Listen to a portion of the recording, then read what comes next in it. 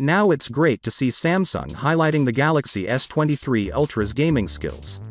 Thanks to Qualcomm's Snapdragon 8 Gen 2 chip, which has the strongest GPU on any phone in the market right now.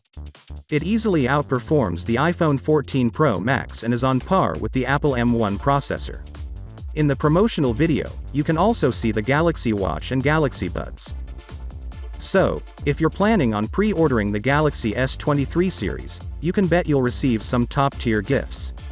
One major design feature that has returned is the color-matched camera rings. This is something I really appreciate, and it wasn't available on last year's model. Just turn it over and glance at those color-matched rings to identify the difference between a Galaxy S22 Ultra and a Galaxy S23 Ultra. The Galaxy S23 Ultra will feature a peak brightness of 1750 nits, the same as last year, but with improved color accuracy when the display hits maximum brightness.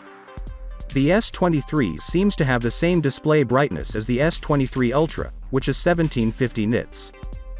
It's a significant improvement over the Galaxy S22's 1300 nit display. So, in essence, the Galaxy S23 and Galaxy S23 Plus will have the same peak brightness as its Ultra cousin. This is consistent with Samsung's current approach, in which they no longer want to cut shortcuts.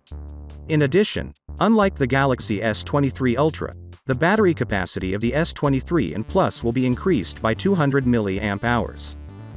So the official battery ratings for the S23 are 3,900 mAh, 4,700 mAh for the S23 Plus, and 5,000 mAh for the S23 Ultra.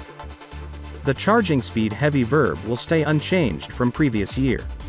The greatest thing is that the Samsung Galaxy S23 series, like the iPhone 14 series, may offer satellite connection.